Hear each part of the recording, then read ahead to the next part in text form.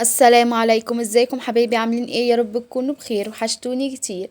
النهارده جايلكم بقى في فيديو مشتريات لرمضان. الحاجات دي كنت شارياها يعني ايه على مرتين او ثلاثة كده. استنيت بقى لما جمعت يعني شوية مشتريات مع بعض، وقلت بقى اصورهم لكم. في حاجات جايباهم من عندنا هنا وحاجات من النزهة. اوريكم بقى المشتريات دلوقتي والاسعار. بص، اول حاجة جبت يعني المنظم ده، او يعني الشكل المنظم كده، ده انا جايباه. هحط فيه ازازة الزيت والخل. بص شكله عامل ازاي. دي كنت جايباها من النزهة. المشتريات اللي هوريها لكم دي دلوقتي كلها جايباها من النزهة. المنظم ده كان سعره تقريبا 140 جنيه. كان فيه الصواني الخوص، وكان فيه كوسترات خوص. هو محل كده اللي بيبيع حاجة الخوص كلها في النزهة. بس بصراحة معرفش اسامي الشوارع هناك ايه، انا تاني مرة اروحها، بس يعني مش عارفاها اوي. وبصوا بقى القمر السكر ده. بص، اول ما شفته قلت ده لازم اخده.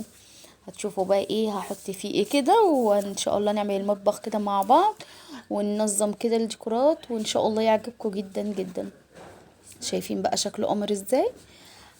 ده هحط بقى فيه حاجة كده اخلالكوا ايه يعني، واحنا بنفرد كده مش عايزة احرق. ده كان سعره 120 جنيه. وجبت بقى الدورة القمر ده. بص شايفين شكله عامل ازاي. انا كنت بصراحة ناوية اجيب ازاز. شفت ده شكله عجبني قوي، وقلت كمان يعني ايه، يعني هو ده اكليريك تقريبا. قلت ده يعني هيكون عملي اكتر من الازاز، عشان ما شاء الله عيالي يعني ما بيخلوش ايه الكوبايات اجيلي عليها. كل كوباية لقاها شكل. فقلت ده عملي عنه يعني. وجبت بقى الاستيكر الماربل ده. بجد شكله حلو قوي. ابيض، وفيه تجزيعات كده لونها رمادي. ده كان الرول على بعضه. الدورة انا قلت لكم سعره كام؟ كان سعره 60 جنيه. الستيكر ده كان اللفة ديت 5 متر. معلش بس ايه بحاول افتح لكم عشان اوريكم شكله بس. دي كانت 5 متر. سعرها كان 50 جنيه، يعني المتر ب10. افتحها بس عشان افردها كده واوريكم شكلها عامل ازاي. شايفين بقى شكله عامل ازاي؟ بجد لونها حلو قوي. انا لسه بقى مش عارفة هعمل ايه في الرخامة. بص بفكر اعملها، اجيب ستيكر اللي هو الخشبي ده، شكل الغطا كده. الغطا بتاع مش عارفة والله اسمه ايه، منظم ده ولا مش عارفة اسمه ايه. المهم يعني عايزة اجيب الاستيكر الخشبي كده احطه على الرخامة، والماربل ده احطه على الحيطة من ورا. فلسه يعني ايه بفكر كده، شوف هعمل ايه. ودي كنت جايباها من العتبة. مش فاكرة كنت موريها لكم فيديو قبل كده ولا لأ. بس يعني انا مش متذكرة قوي، قلت اوريها لكم وخلاص. دي كنت جايباها من العتبة، ديسبنسر بتاع صابون ومكان كده للسبونشة. بجد شكله حلو قوي قوي. ده كان سعره آه ده كان سعره 75 جنيه. وجبت بقى الاطباق القمر الكيوت دي. بصوا صغننين كده حلوين قوي. دي بقى عامله ايه مثلا؟ عامله اكل يعني طبيخ كده، كفته مثلا، اي نوع طبيخ او سلطات. حلوين قوي، حجمهم صغير كده ولونهم. بحب الالوان الساده الفاتحه دي. ده الواحد كان سعره 12 ونص. جبت الاربعه دول ب50. كنت عايزه اجيب منهم المفروض مثلا رز مكرونه حاجه زي كده، بس ما لقيتش. جبت بقى المجات ديت. اول مره اجيب الشكل ده، يعني الايد بتاعته كبيره كده، يعتبر واخده المج كله. شكلهم حلوين قوي. افتحوا بس اوريكم مج. بصوا الستة دول كان سعرهم تقريبا 30 أو 35 جنيه، يعني في الرينج ده.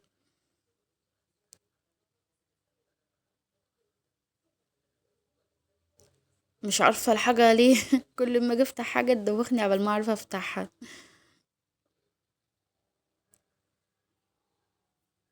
بصوا الحاجات اللي وتركوا الأولانية دي من النزهة. الحاجات اللي بوريها لكم التانية دي في السوق يعني عندنا هنا كده. اشتريت منه الحاجات دي، وجبت كمان منه زرع حلو قوي اوريهولكوا دلوقتي. شايفين بقى المج قمر ازاي. اول مره اجيب الشكل ده بصراحه عجبني، وقلت يعني ايه مختلف عن اللي انا كنت بجيبه قبل كده. ينفع بقى ايه بلح بلبن، شاي، لبن كده، يعني اي حاجه عايزين تحطوها فيه. بصوا انا بعشق البلح باللبن ده، بحبه قوي. لازما ايه يعني اعتبر على طول بعمله في رمضان، ولا بيبقى هو على السحور لا اما زبادي، بس علية الايام بيكون بلح بلبن. ربنا يعود عليكم كلكم الايام بخير يا رب، ويحققوا كل اللي نفسكم فيه. بصوا بقى هم دول كده ايه 6 مع بعض، سعرهم زي ما قلت لكم 30 او 35. جبت كمان شوبات بتاعة العصير. اه بص شايفين كوبايات كده شوبات للعصير، ولسه عايزة اجيب 6 كمان، عشان زي ما قلت لكم عيالي الحمد لله مخلصين لي كل الكوبايات. جبتهم 6، ال6 دول كانوا سعرهم 45 جنيه. لسه في بقى نوع تاني بتاع عصير كده، لو لقيته بإذن الله هجيبه. وجبت بقى الفواحة ديت.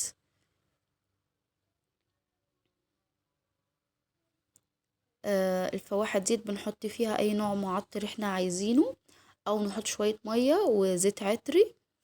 بجد بتقلب ريحة الشقة، تخلي ريحة الشقة تحفة، وبتقعد الريحة ثابتة في الشقة فترة طويلة. هي بتتفتح كده، ومعاها بصوا وصلة الشاحن ده بتتحط فيها اهو من ورا هنا كده، وبتوصلوها بقى، أو الوصلة بتاعتها دي بتحطوها في راس الشاحن يعني، وتشغلوها بقى ايه في الفيشة. لو شايفين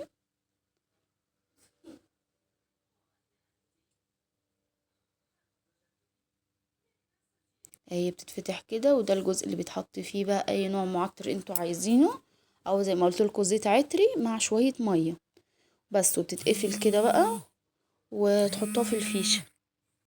بالليل بقى كده ايه بعد ما نفطر كده، نخلص المطبخ ونخلص كده اللي ورانا الشقة، نحط بقى فيها شوية معطر كده ونشغلها، نعمل نحط لنا اي حاجة نشربها، اي حاجة ناكلها كده، وايه ونستريح بقى من تعب طول اليوم. انا بصوا انا بعشق المعطرات والحاجات دي، بحبها جدا جدا. بصوا ده المعطر اللي انا يعني هستخدمه فيها. حطيت اهو شويه، بص انا كنت اجربها بس ما عرفتش بصراحه، لان انا اول مره اجيبها، اول مره استخدمها، هي كانت عند مرات اخويا، فاخدتها بقى ايه ورحت لها كده قلت لها عرفيني ان هي بتشتغل ازاي. طلع المفروض ان انا احطها في الفيشه واستنى عليها شويه عشان تبتدي يعني فيها حاجه من جوه كده تتملي، وتبتدي تطلع ايه المعطر يعني كده في الجو. لكن انا اول ما حطيتها في الفيشه لقيتها ما بتطلعش حاجه، رحت قافلاها بسرعه. عرفت خلاص كده يعني شغاله باذن الله، ابقى شغالها يعني معاكم في مره كده وانا بعمل روتين.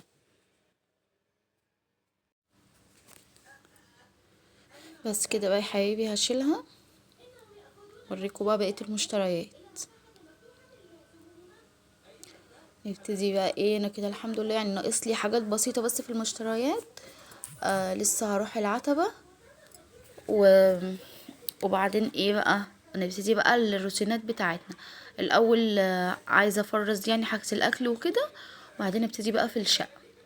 وفي يعني فيديو مصوراه تفريزات، ولسه هيكون في فيديو تاني بإذن الله اكمل يعني بقية الحاجات، نعمل بقى تتبيلات للفراخ يعني والبانيه وحاجات كده. بصوا بقى جبت الصينية ديت، هي دي زي صينية ايكيا، بس طبعا صينية ايكيا معدن، دي بلاستيك، وفيها بقى الستيكر ده في النص كده رسمة رمضان، يعني قلت حاجة ايه مبهجة كده شوية. تعرفين رمضان بيحب يعني الالوان والحاجات دي تكون حلوة فيه. جبت بقى المنخل ده اخيرا الحمد لله، كل ما اخرج واجي اجيب منخل انسى، والمنخل عندي يعني في حتت مخرومه كده، بخاف بقى وانا بنخل دي يكون في حاجه يعني وما تبانش. وجبت بقى الطبق البلاستيك ده، يعني منه ايه طبق مثلا اعجن فيه اعمل فيه حاجه، ومنه لو عايزه استخدمه بالصفايه دي يعني حط حاجه عايزاها تتصفى، غسله مثلا ملوخيه، غسله خضار، اي حاجه عايزاها تتصفى.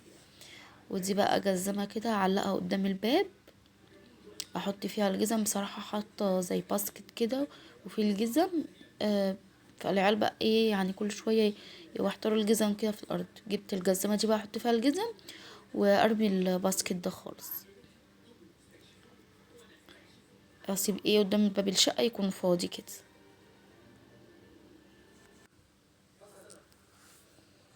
جبت كمان ستارة للبلكونة، بس الستارة كنت جايباها برضو من نزهة مع الحاجات اللي كنت شاريها من نزهة دي.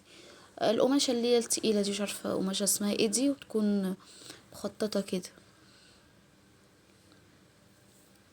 الستارة كان هي 3 متر، سعرها تقريبا كان 110 120 جنيه حاجة زي كده.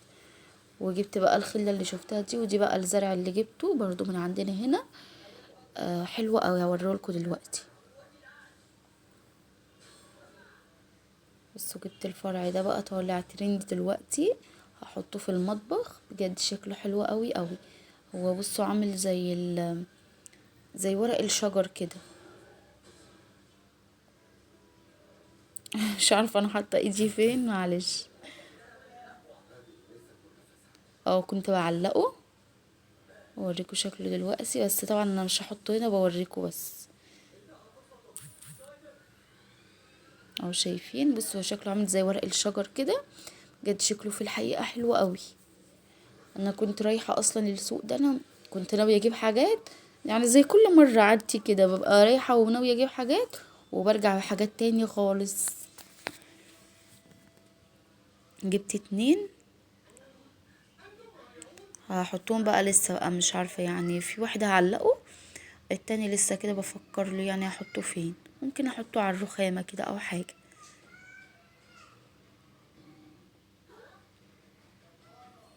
كنت بوريكم بس بيتعلق ايه على يعني بتتنوا البتاع اللي فوق دي وتحطوه على اي حاجه انتوا عايزينها. اهو شايفين، حطوها بقى على الرخامة كده، في ضرفة مطبخ مثلا.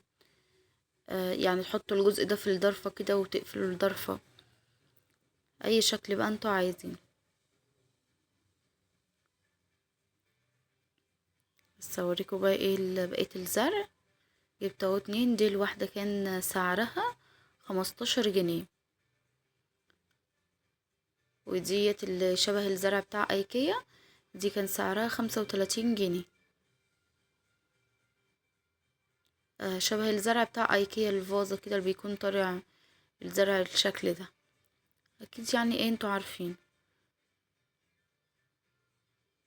ان شاء الله بعمل معاكم في المطبخ ديكورات حلوة قوي تعجبكم جدا وتاخدوا منها افكار. وجبت بقى بوكيه الورد ده، احطه في الفازة. شايفين بقى شكله، دي شكل زهرة التوليب، شايفين عاملة ازاي. البوكيه ده كان سعره تقريبا 55 60 جنيه، يعني في الرينج ده، هي 55 او 60. خلاص بقى، دي اخر حاجة معانا النهاردة في الفيديو. اتمنى ان الفيديو بتاع النهاردة يكون عجبكم. لو الفيديو عجبكم متنسوش تعملوا لايك وسبسكرايب وتفعيل الجرس ليوصلكم كل جديد. والسلام عليكم ورحمة الله وبركاته.